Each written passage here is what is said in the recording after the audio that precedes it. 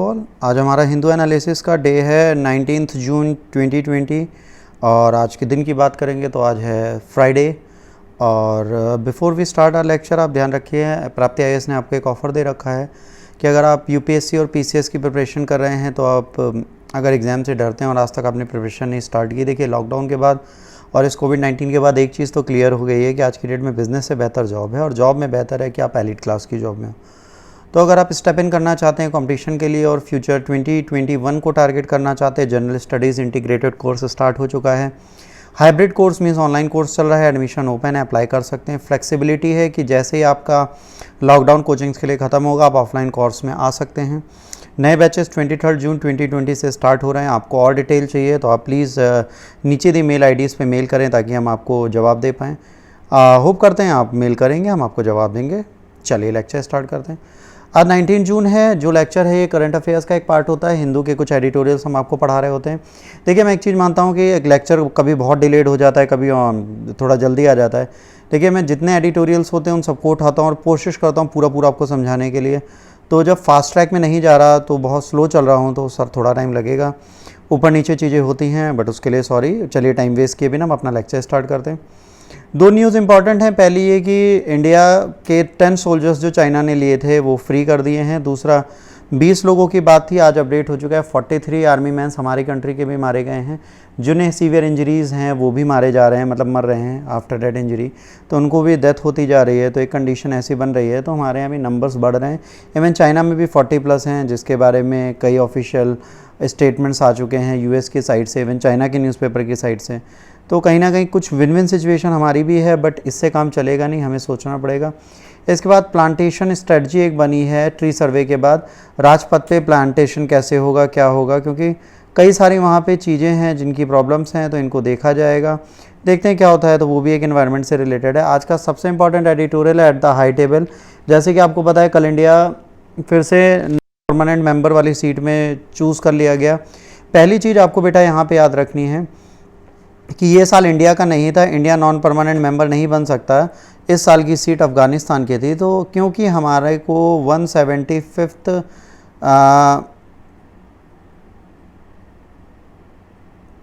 150th probably 75th हमें ये celebrate करनी है अपनी इंडिपेंडेंस, और इसके चक्कर में हम बहुत खुश थे। तो हमने इनसे बोला था कि सर हमें स्पेस दे दीजिए आप और हमारी जगह आप चले जाइए। तो हमने अपनी इंडिपेंडेंस को सेलिब्रेट करना है, मेरे हिसाब से ये होगा 2022 में। तो हमें डिसाइड किया था कि हम इस वक्त इसके सीट में रहना चाहते हैं, तो अफ़गानिस्तान ने अपनी सीट हमें दे दी थी और हमने इनसे कहा था कि फ्यूचर में जो हमारी उसके बाद सीट आ रही है वो आप ले लीजिएगा। तो पहली चीज़। दूसरा बेटा आपको यहाँ ये समझना है कि जो सीटों का गेम होता है इसमें 5 परमानेंट मेंबर्स हैं ये, जिनको एक वीटो पावर अवेलेबल है। देखिए 1951 में जो ये कंडीशन बनी थी उस टाइम और आज 2020 में कंडीशन अलग है। आज काफ़ी नेशन मेंबर्स हैं। अब अगर आप वर्ल्ड मैप को देखेंगे तो उसमें एशिया अलग है, ऑस्ट्रेलिया अलग है, अफ्रीकन कॉन्टिनेंट्स अलग हैं, यूरोप अलग है। अब यूरोप को देखिए तो यूरोप की 2 सीटें दे रखी हैं। इसके बाद ये देख लीजिए रशिया दे रखा है और चाइना दे रखा है। एशिया में 1 सीट दे रखी है इतने बड़े एरिया में। तो सीट्स बढ़ाने की बात है कि परमानेंट चीज़ें बढ़ाई जाएँ। दूसरा यहाँ पे एक सबसे इंटरेस्टिंग फैक्ट ये है कि इन 5 के पास वीटो है, मतलब अगर 4 किसी बात पे एग्री हैं और 5वां डिसएग्री है तो वीटो लगा के अपनी बात को फॉलो करा लेता है। अब ये वीटो भी अगर डेमोक्रेटिक मैनर में हो कि भाई इन 4 की वोटिंग अगर फेवरिंग है तो इसको शांत रहना पड़ेगा, ये अभी नहीं हुआ, तो इसमें भी चेंज करना है। कहा जाता है भाई जिसके हाथ में पावर होती है उसे चेंज नहीं करना। सीट्स बेटा बाकी जो हैं इस तरह से हैं, ये आपके 5 मेंबर्स हैं, इनके साथ से 2-2 सीट्स आती हैं। तो ये भी आप देख लीजिए, ये चीज़ें हैं। आइए अब इसका एडिटोरियल में और अंदर जाने से पहले कुछ बेसिक समझ लेते हैं। देखिए यहाँ पर सबसे बड़ी क्या है, यूनाइटेड नेशन सिक्योरिटी काउंसिल जो है आपकी एक यूएन पीस कीपिंग फोर्स भी रखता है। देखिए यूनाइटेड नेशन में यूएस से सबसे ज़्यादा, फिर चाइना, फिर जापान, फिर जर्मनी, ये फाइनेंशियल सपोर्टर हैं इनके। तो कहीं इंडिया टैली नहीं करता। आप देखिए जापान भी परमानेंट सीट की डिमांड करता है, वो भी एशिया की बहुत बड़ी कंट्री है। आज की डेट में देखिए 5 नेशन परमानेंट हैं, आपको बता ही दिया। ये आपके अफ्रीका से 3 आते हैं, एशिया से 2 आते हैं, लैटिन अमेरिका से 2 आते हैं, वेस्टर्न यूरोप एंड अदर से 2 आते हैं, और ईस्टर्न यूरोप से 1 आता है। ये सारी सीट्स हैं। अभी ये सीट्स जो आपकी इधर वाली हैं ये फिल कर दी गई हैं। आने वाले 2 सालों के लिए ये सीट्स फिल हो चुकी हैं, जिसमें इंडिया की भी 1 सीट है। अब भाई एक ग्लोबल पार्टनर की तरह इंडिया भी बहुत बड़ा कंट्री बनता जा रहा है, तो वो अपनी वॉइस यहाँ पे कैसे वीकर सेक्शन के लिए उठाएगा उस पर एडिटोरियल है। अच्छी चीज़ें दी हैं। समझिए यहाँ पर क्या है, ये जो इलेक्शन हुआ बेटा अभी, इसमें इंडिया को मेजोरिटी वोट बहुत अच्छे से मिला। इंडिया ने जब इसमें किया तो देखिए सीक्रेट बैलेट होता है, हमें पता नहीं होता क्या हो रहा है, और ऑनलाइन आज की डेट में था, हमें पता नहीं था, हम जा नहीं सकते थे। 184 फेवरिंग नेशन है 193 में। मैक्सिको, नॉर्वे, आयरलैंड भी नॉन परमानेंट मेंबर चूज़ हुए हैं। मैक्सिको लैटिन अमेरिका की सीट में आया है। नॉर्वे, आयरलैंड भी 3 वे कंटेस्ट में आए हैं। अब फेल कौन हुआ? कनाडा फेल हुआ। नीदर कीनिया और नॉर डिजिबूती, ये दोनों भी सीट नहीं पाए हैं। और अब जाहिर सी बात है इन्हें 1/3 सीट नहीं मिली। अब इनको अलग वोट एक बार फेस करना पड़ेगा। इंडिया इसमें आ गई तो ज़रूरी है। अब इंडिया को क्या करना है, पहले तो यूएन पीस कीपिंग मिशन में ट्रांसपेरेंसी चाहिए, और इंटरनेशनल टेररिज्म कैसे ख़त्म होगा उसकी बात करेंगे। दूसरा, जॉइंट एफर्ट्स होंगे यूएन रिफॉर्म्स के, एक्सपेंशन ऑफ सिक्योरिटी काउंसिल, क्योंकि ये बहुत ज़रूरी है, ये नॉर्म्स हमारे लिए बहुत ज़रूरी है। ये अगर हो जाता है तो फ़ायदा है। देखिए सिक्योरिटी काउंसिल की सीट के परमानेंट मेंबर्स के लिए हम बहुत दिनों से लगे, हम कोशिश कर रहे हैं कि इन चीज़ों को कैसे कर पाएंगे। हम भी चाहते हैं हम सीट पाएँ। देखिए यहाँ पर एक ब्राज़ील है, एक जापान है, एक इंडिया है, ये 3, इवन साउथ अफ्रीका भी कहीं ना कहीं, इनमें से किसी एक को परमानेंट सीट दी जा सकती है। बट बेटर चांसेस जापान के इंडिया के कंपैरिजन ज़्यादा हैं, और समहाउ इंडिया के भी। ब्राज़ील भी पा सकता है, बट अगर इंडिया को मिले तो हमारे लिए बेहतर, हम ये मानते हैं। चलिए देखते हैं कब होता है। बट परमानेंट सीट के साथ वीटो ना देने की बात की जा रही है, तो हम कह रहे हैं वीटो ना दीजिए, बट इसे डेमोक्रेटिक मैनर में तो कर दीजिए। ग्लोबल बिल्डिंग के लिए तो इसको भैया ज़रूरी है कि ये रेस करे इंटरेस्ट अपने बिग 5 के सामने। लॉन्ग रिलेशंस हैं यूनाइटेड सिक्योरिटी काउंसिल में, रियलिटीज़ 21 सेंचुरीज़ के अलग हैं। कोविड-19 पैंडेमिक है, अब यहाँ पर राइवलरी बिटवीन यूएस चाइना चल रही है, और इधर इंडिया इस वक्त प्रॉब्लम में है। फ्रेश डिबेट होनी चाहिए कि मल्टीलैटरल इंस्टीट्यूशन, मल्टीलैटरिज्म की बात की जाए। इसके बाद कई सारे चैलेंजेस इंडिया फेस कर रहा है सिक्योरिटी काउंसिल में, कई सारी चीज़ें डिसीजन मेकिंग है जिसके बारे में कई चीज़ों पे अटेंशन ध्यान देना ज़रूरी है। और पोलराइज करने की बात करेगा इंडिया, कई सारे रिफॉर्म्स की बात करेगा। वैल्यू बेस्ड पोजीशन अगर इंडिया अपनी रखता है और अपनी बात को मनवाने की कोशिश करता है तो कहीं ना कहीं सपोर्ट मिलेगा। ऑलरेडी कई परमानेंट मेंबर हैं जो इंडिया का साथ दे देते हैं, तो चीज़ें हो सकती हैं। अब गलवान वैली की जो बात है उस पर अगला एडिटोरियल है। देखिए ये इशू चाइना इंडिया का है, बहुत दिनों से चल रहा है, अभी भी हमारा चल ही रहा है। 6 जून तक हमें बड़ा पॉजिटिव लगा, और फिर देखिए आपका 15 जून को कुछ नया केस हो गया। तो यहाँ पर कुछ ना कुछ इश्यूज़ चल ही रहे हैं, और हमें अपने बॉर्डर को भी सिक्योर करना है, तो इसमें कुछ बैक हिस्ट्री दी गई है, बहुत इंपॉर्टेंट है। इन्होंने कहा जो 15 जून को हुआ वो बहुत शॉकिंग था, वो होना नहीं चाहिए। हमारी इंडियन आर्मी ने अपनी लाइफ गंवाई, और सारे 16 बिहार रेजिमेंट के लोग थे। तो ये सारी चीज़ें बहुत इंपॉर्टेंट हैं, इसको हमें देखना पड़ेगा। 45 साल पुराना एक इशू है, जहाँ तक आज तक कोई आर्मिंग वगैरह नहीं हुई फॉर 65 के बाद, और अचानक 62 के बाद, और देखिए आज अचानक से ऐसी चीज़ें हो गई, तो एक बहुत बड़ी चीज़ है। और उसके बाद राजीव गांधी के साथ भी चीज़ें हुई थी कि भैया इसमें कुछ हम फेथफुल चीज़ें करें और बॉर्डर डिसाइड करें अपना। अब ये सारा जो डिसीज़न हुआ इसने सबको हिला दिया है, और दोनों चीज़ों में प्रॉब्लम है। कमांडर लेवल टॉक्स चले थे, उसके बाद ये सारी चीज़ें हुई हैं। अब जो हुआ गलवान वैली में 15 जून को, वो क्या था, उसकी सिग्निफिकेंस क्या है? क्या हमें बिज़नेस चाइना के साथ चलाना चाहिए, नहीं चलाना चाहिए? इस इंसिडेंट के बाद क्या बैटल होनी चाहिए, नहीं होनी चाहिए? तो देखिए ऐसे इश्यूज़ की अगर बात करेंगे तो 62 में जब हमारी बैटल हुई थी, उसके पहले 59 में एक फेस ऑफ और हो चुका है, जिसे कोंग का बोलते थे। वहाँ पर 9 सोल्जर्स मार दिए गए थे, 3 लोगों को कैप्चर कर लिया गया था। उसमें करम सिंह ने एक अपनी रिकॉर्डिंग की थी ट्रीटमेंट का, उसके बारे में बोला था। कोंगला के टाइम पे भी नेशनल मूड बहुत ख़राब था, चाइना से पूरा मेज़र करने के लिए प्रॉब्लम थी, उधर तिब्बत के साथ भी वो प्रॉब्लम क्रिएट कर रहा था मार्च में, इसीलिए हमने उन्हें असाइलम दे दिया था। अक्टूबर में ये केस हो गया था। हिस्ट्री उस टाइम पे अलग थी, आज अलग है। आज इंडिया और चाइना दोनों अलग सिचुएशन पे, आज दोनों बहुत अलग पावर हैं। आज ग्लोबल मार्केट में दोनों बहुत बड़ी पावर की तरह हैं। अब जाहिर सी बात है इस टाइम पर हम डिस्प्यूट्स को रख नहीं सकते, हमें इसको सॉर्ट आउट करना ज़रूरी है। बैटल में हम जा नहीं सकते, बैटल कहीं ना कहीं हमें प्रॉब्लम देगी। इसका बेसिक रीज़न आप समझिए, आज हम इन चीज़ों को क्यों सॉर्ट आउट करना चाहते हैं। अगर आप ध्यान देंगे तो देखिए कोविड-19 का केस चल रहा है, इस टाइम पे गवर्नमेंट को पूरा ध्यान इस पे देना चाहिए। इकोनॉमिक क्राइसिस है, इसको रिकवर करने पे ध्यान देना चाहिए। पाकिस्तान के साथ टेंशन चली रही है, अभी ऑपरेशन ऑल आउट हमारा चल रहा है, आज ही की न्यूज़ है। इसके बाद यहाँ पर नेपाल भी डिस्प्यूट क्रिएट कर रहा है, तो हम ऑलरेडी चारों तरफ से फंसे हैं। तो अब हमें कोशिश करनी है कि गलवान वैली में जो प्रॉब्लम है उसको हम सॉर्ट आउट करें, उसके बाद केयरफुली इसको असेस्ट करें, डायरेक्शंस बनाएं, कई सारी कोई बातें करें, उसके बाद डिटर्मिनेशन दिखाएं कि हम इन चीज़ों को सॉर्ट आउट करेंगे, रिस्पॉन्सिबिलिटी लें, चीज़ें करें। सराउंडिंग चाइनीज़ की जो सिक्किम लद्दाख है उन सब पे फोकस करें, और अपने आप और कई सारी चीज़ें करने की ज़रूरत है आज की डेट में। अगर हम दोनों लोग मिल के काम करेंगे तो हमें फ़ायदा होगा। देखिए बॉर्डर का डिस्कशन तो इन्हें करना है, high level meeting, small delegates meeting, ये सब होनी ज़रूरी है। इसके बाद फ्यूचर में हमें LAC को डिफ़ाइन करना है, हमें क्लियर करनी है अपनी बाउंड्रीज़, एक अलाइनमेंट करना है ताकि कॉन्फ्लिक्ट ना हो, दोनों में कॉन्टैक्ट अच्छे रहें, एक दूसरे से मिलते रहें, जॉइंट मिलिट्री सेटिंग्स होती रहें, बायलैटरल ट्रेड हो, बायलैटरल टॉक्स हों, कोई लीडरशिप कॉन्टैक्ट हो दोनों के बीच में जो अभी तक नहीं हुआ, ये होना चाहिए इस फ्रंट पे।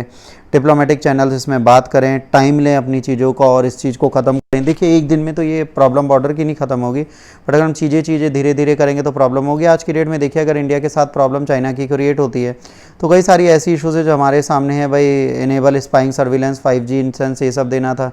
कई सारे कैंप्स डाउन्स हैं, कई सारी इंट्रीज थी चाइनीज़ कंपनीज़ की जो इंडिया में वर्क कर रही हैं। तो देखिए बिज़नेस दोनों का सफ़र करेगा, सिर्फ इंडिया का अकेले नहीं करेगा। तो ये सारी चीज़ें आउटसाइड ऑफ द वर्ल्ड की अगर बात करेंगे तो हम सबको मिलके काम करना चाहिए। अब इंडिया को क्या देखना है, इंडिया को देखना है अगर चाइना से उसके नहीं बन रही तो वो एशिया के अदर नेशंस के साथ अपने रिलेशन अच्छा करे, USA के साथ अपने टाइज अच्छे करे, एशियन अदर कंट्रीज़ के साथ, ऑस्ट्रेलिया के साथ अपने रिलेशन अच्छे करे। और लोगों को दिख ही रहा है चाइनीज़ एग्रेसिवनेस जो उसमें इन्वेस्टमेंट को बहुत पॉजिटिवली रहते हैं, उनको चीज़ें सामने दिख रही हैं। तो आज हमारे पास टाइम है कि हम धीरे धीरे इकोनॉमिक इन्वॉल्वमेंट इनका ख़त्म कर सकते हैं, बट ये ऐसा टाइम नहीं है कि एक दिन में हो जाएगा, एक दिन में नहीं होगा, बहुत शॉर्ट टर्म प्रोसेस नहीं है, लॉन्ग टर्म प्रोसेस है, धीरे धीरे चीज़ें होंगी। तो हमें जाहिर सी बात है हमें देखना पड़ेगा हम क्या करें। साउथ एशिया पॉलिसीज़ हैं, नेबर रिलेशंस अच्छे रखने हैं। भाई जाहिर सी बात है अगर हम दोनों को अपनी वेलबींग चाहिए तो हम चाइना से भी अपने रिलेशन बुरे नहीं कर सकते, इसको हमें संभाल के ही रखना पड़ेगा आज भी। इसके बाद बेटा ये जो है इसके बारे में मैं आपको बता दे रहा हूँ, बहुत इंपॉर्टेंट नहीं है बट फिर भी ये वर्चुअल कोर्ट्स के बारे में बात कर रहा है पूरा एडिटोरियल कि कोविड-19 के टाइम में वर्चुअल कोर्ट एक नया ऑप्शन दिखा है कि वकील जो हैं और जो जज हैं वो आमने सामने नहीं बैठ के स्क्रीन पे बैठ के बात करते हैं। इवन जो केस सुनते हैं, जो विक्टिम्स होते हैं, वो दोनों भी अपोजिशन दूर रहकर भी आपस में बात कर सकते हैं। अब यहाँ पे इमोशनल ब्रेकडाउन नहीं होता। भाई प्रॉपर्टी या मैरिटल कोई इश्यूज़ हैं तो आमने सामने जब आते हैं तो इमोशनल ब्रेकडाउन से बच जाते हैं, केसेस बेहतर हैं। तो ये एक फ्यूचर सिल्वर लाइनिंग है जो हमारे सामने आ सकती है, उसी से रिलेटेड ये सारी चीज़ें दी गई हैं। आप इसे एक बार देख लीजिएगा, मैं आपके लिए होल्ड कर दे रहा हूँ, आप स्क्रीनशॉट ले सकते हैं पूरे लेक्चर का और एक बार आप पढ़ सकते हैं, उसमें कोई ऐसा इशू नहीं है। बट सिंपल सी चीज़ है, एक सिल्वर लाइनिंग है, फ्यूचर में इसको हम यूज़ कर सकते हैं। कोविड-19 ने हमें एक पॉजिटिव साइन दिया है, दूसरा डिजीज़ से भी बच रहा है। यहाँ चैलेंजेस क्या हैं वो भी देख लीजिए। भाई स्क्रीन क्लियर होनी चाहिए, इंटरनेट सर्विस अच्छी होनी चाहिए, है ना, एक्सेसिबिलिटी हर चीज़ की होनी चाहिए, दोनों पार्टीज आमने सामने बैठ पाएँ। भाई लॉन्ग डिस्टेंस जो भी केसेज हैं उनको सॉर्ट आउट किया जा सकता है, फास्ट ट्रायल कोर्ट की तरह वर्क कर सकते हैं। तो बहुत ज़्यादा हेल्पफुल है, फ्यूचर प्रोग्रेस इससे बनाई जा सकती है, उस पर है, इसको आप देख लीजिएगा।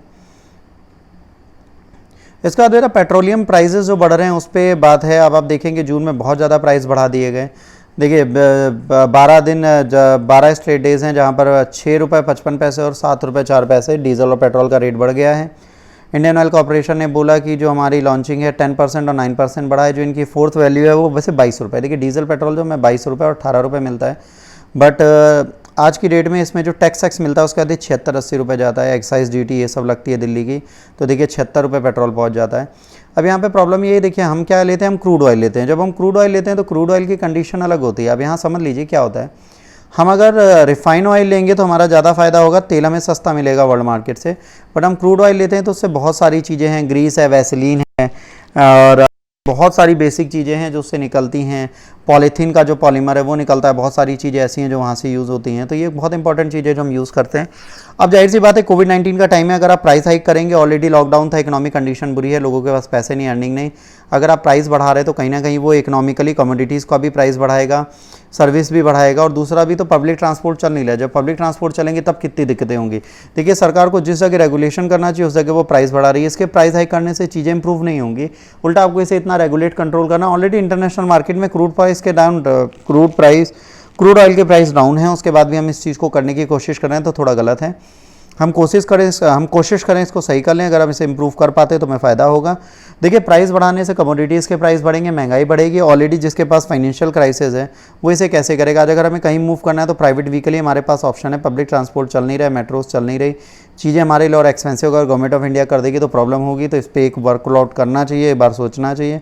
ट्रांसपोर्ट इंडस्ट्री और इन सब के रिवाइवल के बारे में सोचना चाहिए। लॉकडाउन से बहुत सारी इंडस्ट्रीज़ ऑलरेडी सफ़र कर रही हैं और अगर आप ऐसा करेंगे तो और प्रॉब्लम होगी।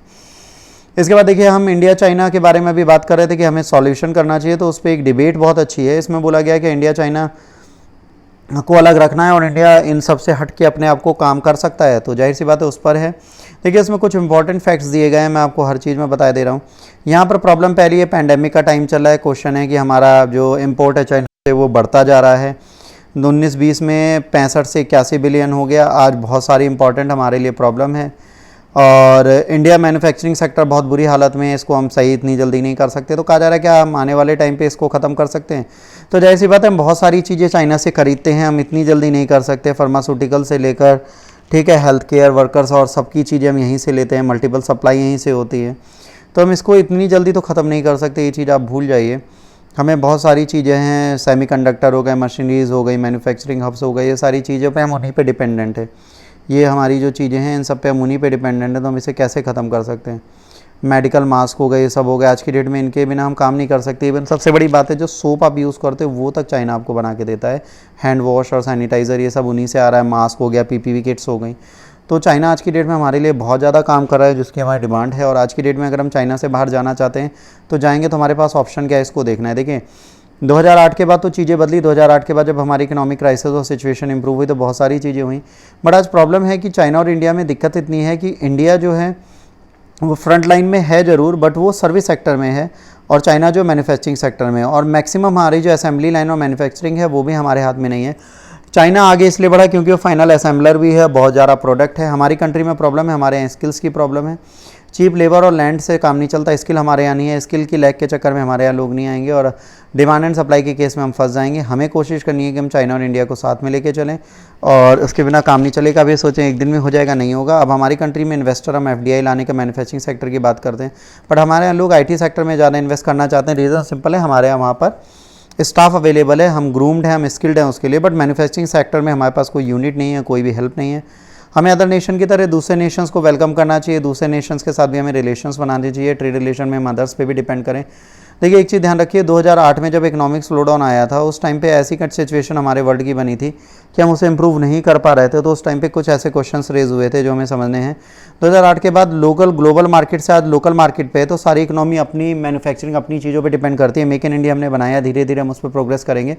बट हमें अब यहाँ पर एक डिमार्केशन करने की ज़रूरत है। हमें ये देखना है कि हम किस तरह देखें कि कौन सी कंट्री हमारे लिए कितना काम करती है। मान लीजिए चाइना पे हमारी किस चीज़ के लिए ज़्यादा डिपेंडेंसी है, किस चीज़ के लिए कम। जिस पे ज़्यादा डिपेंडेंसी है उसको हम इंप्रूव करने की कोशिश करें, उसमें अपने को सेल्फ रिलायंस बनाएं और दूसरे पे नहीं। चाइना हमारी मार्केट में बहुत सारी चीज़ें डंप करता है और बहुत ज़्यादा ओवरशैडोड है हमारी मार्केट के लिए। बहुत ज़्यादा चीज़ें चाइनीज़ हमारा सप्लाई पे हमारे यहाँ डिपेंडेंट हैं, तो ये सब चीज़ें हमें देखनी है। दूसरा, चाइना से हमें हटना है तो वियतनाम को देखिए, उसने जो किया, उसने एग्रीमेंट किया यूरोपियन यूनियन ने अदर कंट्रीज से जो वहाँ पे इन्वेस्टमेंट करें। इंडिया पैसिफिक रीजन से हमें बहुत ज़्यादा उम्मीद थी, उसको हमें करना है। हमें भी देखना है अदर फैक्टर्स की। अगर हम मैन्युफैक्चरिंग पे हैं तो हम चाइना, जापान, कोरिया उन सब के बारे में भी बात करें, उनके बारे में भी बात करें, उनको भी हेल्प दें, वहाँ से देखें। देखिए सप्लाई चेन इन्वेस्टमेंट का रिलोकेशन करना है, बट वो एक ओवरलुक मैटर, एक दिन में नहीं होता, बहुत टाइम लगेगा। हम बहुत बड़ी मार्केट है हमारे पास। सबसे बड़ा फ़ायदा है कि हमारे पास मार्केट बेहतर है, हम चीज़ें कर सकते हैं। बट आज की डेट में हमारे ट्रेड रिलेशन किसी से अच्छे नहीं हैं, कुछ चीज़ें अच्छी नहीं हैं। जैसे जब आप अभी आगे आपको इस बारे में भी बात करूँगा। अब देखिए यहाँ पे कोविड-19 का टाइम चल रहा है, इस टाइम पे हम एम्प्लॉयमेंट और सब चल रहा है, इकोनॉमी बहुत बुरी हालत में। चाइना एक नेक हमारी पकड़ के बैठ सकता है, चीज़ें हमारी इंपॉर्टेंट है, डोमेस्टिक मार्केट है, उसमें बहुत ज़्यादा डिमांड है, हमारी मार्केट बड़ी है, बट मैन्युफैक्चरिंग नहीं है। डोमेस्टिक इन्वेस्टर्स जो हैं वो हमारी कंट्री में भाई आएंगे तो तभी आएंगे ना जब हम उनको फ़ायदा देंगे। अब आप ये चाहते हैं कि इंडिया में इंडिया के लिए काम करें, नहीं, वो अपने लिए काम करेंगे, उससे आपको ऑटोमेटिकली फ़ायदा होगा। तो आप इसको भी ध्यान रखिए कि जो इन्वेस्टर्स आपकी कंट्री में आते हैं वो एक दिन में आपके लिए काम नहीं करते। तो उस चीज़ के बारे में बिल्कुल परेशान ना हो, जो रियल कंडीशन है उसी को आपको फॉलो करके चलना पड़ेगा। इसके बाद WTO के साथ हमारे ट्रेड रिलेशंस जो हैं वो उन्हें देखना है। दूसरा, रेसिप के साथ हमारी जो ट्रेड एग्रीमेंट थी उसे हमने फॉलो नहीं किया, क्योंकि मैन्युफैक्चरिंग सेक्टर्स की बात कर रहे थे, प्राइमरी और सेकेंडरी की। हमने कहा टर्शरी सेक्टर को भी ऐड करो, चाइना इसके लिए तैयार नहीं था। तो एशियन नेशन जो हैं वो बिना इंडिया के इस चीज़ को आगे बढ़ाने जा रहे हैं। कई ऐसी चीज़ें जहाँ पर हम डिपेंडेंट हैं बहुत ज़्यादा, और इस चीज़ को हम एक साथ नहीं कर सकते। तो इकोनॉमिक नेशनलिज्म की अगर बात करें, नेशनलिज्म की, तो हमें ध्यान रखना है कि हम इस चीज़ को सिंगल डे सॉर्ट आउट नहीं कर सकते। हमें बहुत ज़्यादा कंट्रोल लेना पड़ेगा, बहुत समझ के चलना पड़ेगा। पॉलिसीज़ एक दिन में नहीं बन सकती, बहुत स्लो टाइम टेकिंग प्रोसेस है। हाँ, हम अपनी डिपेंडेंसी चाइना पे कम कर सकते हैं, धीरे धीरे उसको बढ़ा सकते हैं। फॉरेन कंपनीज़ हमारे यहाँ आ सकती हैं और वो अपने यहाँ चार्ज कर सकती है, बट उसके लिए हमें बहुत नॉर्मल होना पड़ेगा, बहुत चीज़ें इंप्रूव करनी पड़ेगी, बहुत ज़्यादा प्रॉफिट देना पड़ेगा। ये चीज़ें हमारे लिए थोड़ी इम्पॉसिबल हैं आज की डेट में, इसको हम एक झटके में नहीं कर सकते, इस पर है। इसके बाद ट्रंप के बारे में एक एडिटोरियल है, अमेरिकन फर्स्ट। देखिए अमेरिका फर्स्ट की नीति जब ये आए थे तब ये लाए थे कि अब हमें अमेरिका के बारे में पहले सोचना है। हम दुनिया की बहुत हेल्प कर चुके, वर्ल्ड में हम बहुत ज़्यादा इन्वेस्टमेंट करते हैं, टैक्स पेयर्स की सारी चीज़ें डालते हैं। G7 की मीटिंग में जर्मनी से भी इनके बहुत सारे डिस्प्यूट थे, नाटो के साथ भी इनकी प्रॉब्लम थी। ट्रंप ने बहुत सारे गलत डिसीजन लिए, जैसे आपकी ईरान न्यूक्लियर डील थी और उसके बाद क्लाइमेट चेंज की थी, फिर WTO के साथ अपना सपोर्ट हटाना, ये सारी चीज़ें वो ऑलरेडी कर चुके थे। आज की डेट में जब वो दोबारा हैं तो इलेक्शन का टाइम है, आज देखिए वो क्या कर रहे हैं। अगर आज की डेट में देखें तो बर्लिन अर्लिन इन सबसे रिलेशन अच्छे हैं। उस टाइम पे ट्रेड वॉर US और रशिया की चलती थी, तो वो टाइम था। आज की डेट में वो इंडिया और चाइना को क्लोजली मॉनिटर कर रहे हैं। सब एक इलेक्शन का प्रोसेस है, आप ध्यान रखिएगा। एडिटोरियल में नहीं है बट आपको ध्यान रखना है कि इन सारे प्रोसेस से आपको बचना है, इन सब से आपको दूर रहना है। भाई आप तो बेनिफिट उठा के चले जाओगे एक कंट्री से दूसरी कंट्री के लॉसेस का, बट बाकी लोगों का क्या होगा, तो इसके बारे में कंसर्न दिखाना है, हमें कंसीडर करना है, हमें सोचना है कि इन चीज़ों को हम कैसे इंप्रूव कर सकते हैं, कैसे बना सकते हैं। जैसे आप देखिए पैसिफिक इंडो पैसिफिक रीजन में उन्होंने क्या किया है, अपने एयरक्राफ्ट कैरियर लगा दिए हैं 3 चाइना के आसपास। अब ये क्या दिखा रहा है, ये दिखा रहा है कि USA इंटरफेयर करना चाहता है इंडिया और चाइना के मैटर में। जब से ट्रूप की डेथ हुई है उसके बाद से ये बहुत क्लोजली वॉच कर रहा है। इलेक्शन आ रहा है, ये अपनी चीज़ों का फ़ायदा ले रहे हैं, तो एक इलेक्शन मोटिव है, ये किसी कंट्री का फ़ायदा नहीं कराएगा। तो इन सब के बारे में आपको ध्यान रखना है। और आज का क्वेश्चन है बेटा, कोकोस प्लेट लाइज करती है किस किस के बीच में, सेंट्रल अमेरिका और Pacific plate, North America and Pacific plate, South America and Pacific plate and none of the above. इसके बारे में आप सारी अपडेट कर लीजिएगा। वर्ल्ड ज्योग्राफी का क्वेश्चन है, आपसे पूछा जा सकता है। ये कोकोस प्लेट है क्या, ये अभी आपसे मैंने क्यों पूछी, इसके बारे में आप पढ़ लीजिएगा। इन दोनों में तीनों में से क्या आंसर है, चारों में से आप देख लीजिएगा, आपको आइडिया लग जाएगा। कल आपसे मैंने क्वेश्चन जो पूछा था उसके बारे में जो पूछा था उसका आंसर आपका जो है वो 1 2 3 है, आपको मैंने मार्क करके दे दिया है। ये रहा इसका आंसर। इसका एक्सप्लेनेशन बेटा अगले पन्ने पर दिया है, मैं आपको उस पन्ने पे लेके चलता हूँ। यहाँ पर मैंने आपको बता दिया आंसर इसका D क्यों है, क्योंकि चारों पॉइंट्स इसमें मैच होते हैं। RBI ने इसे बनाया था, ये इसकी कंडीशन है, ये सारी चीज़ें इसमें लिखी हुई हैं। तो आप इसको जब देखेंगे तो एक बहुत इंपॉर्टेंट प्लान था, एग्जाम के लिए इंपॉर्टेंट है, इसलिए आपको क्वेश्चन में दिया गया था। इसको आप एक बार पढ़ सकते हैं। होपफुली आपने मेंस का कल का क्वेश्चन लिख लिया होगा, नहीं लिखा तो प्लीज़ कोशिश करें और मुझे मेल करें। आज का क्वेश्चन है यूनाइटेड नेशन सिक्योरिटी काउंसिल से कि इंडिया को जो नॉन परमानेंट सीट मिली है उसमें उसे क्या करना चाहिए, फ्यूचर होप वो कैसे अपनी क्रिएट कर सकता है परमानेंट सीट के लिए, इसके बारे में डिस्कस करना है। जबकि नॉन परमानेंट सीट मिली है तो इंडिया को वीकर सेक्शन के बारे में बात करनी है, जो वहाँ पे इनजस्ट होता है उसके बारे में बात करनी है, उसको इंप्रूव करने की कोशिश करनी है। अगर ये सारी चीज़ें प्रॉपर मैनर में करता है तो उसको फ़ायदा होगा, अगर ये चीज़ें करता है तो फ्यूचर में परमानेंट मेंबर बनने की कोशिश कर सकता है। आज की डेट में इंडिया का इंक्लाइनेशन अदर नेशंस की तरफ है, अदर नेशंस में इंडिया को एज अ पावर देख रहे हैं।